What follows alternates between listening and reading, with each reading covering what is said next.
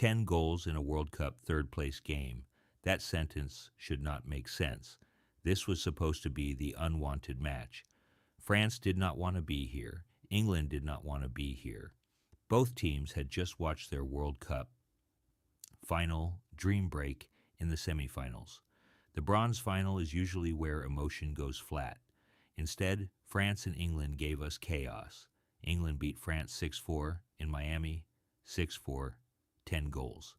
The highest scoring World Cup game since Hungary beat El Salvador 10-1 in 1982, and the most goals ever scored in a World Cup third-place match.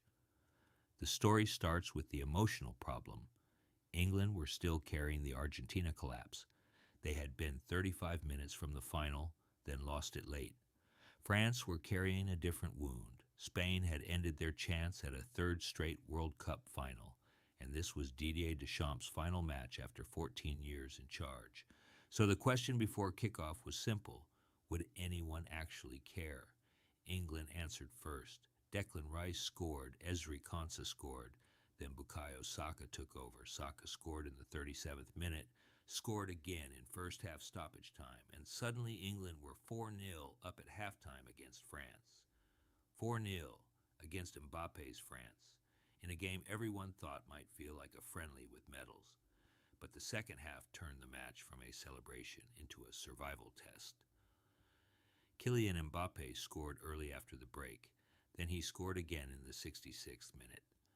Bradley Barcola and Ousmane Dembele also joined the fight.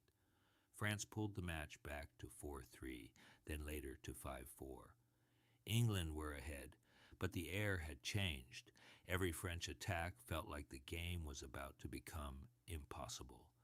And Mbappe was not just chasing the scoreboard. He was chasing history. With 2 goals, he moved to 22 career World Cup goals, passing Lionel Messi's record. He also moved to 10 goals at this tournament, 2 ahead of Messi in the Golden Boot race before Argentina's final against Spain. That is what made this third-place game bigger than bronze. England were trying to recover pride. France were trying to say goodbye to an era. Mbappe was trying to own World Cup history before Messi played one more final. Then Saka completed the hat trick. In the 87th minute, with the match still dangerous, Saka scored from the penalty spot, his 3rd goal, England's 5th. The bronze final had become his statement game after the disappointment of not playing against Argentina.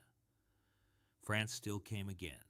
Dembele made it 5-4 in stoppage time, and for a few seconds the match felt completely unhinged. 10 goals were on the table. France had one more swing. England had one more counter. Then Jude Bellingham finished it. 6-4, England.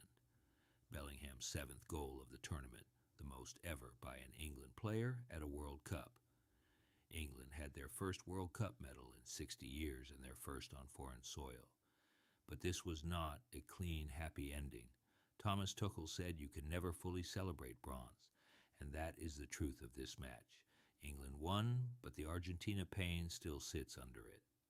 France lost, but Mbappe left with history, and Deschamps left after one of the most important managerial runs international football has seen. That is why this match matters. Not because third place is the dream, because the game that nobody wanted became the game nobody could look away from. Saka turned pain into a hat trick. Mbappe turned defeat into a record.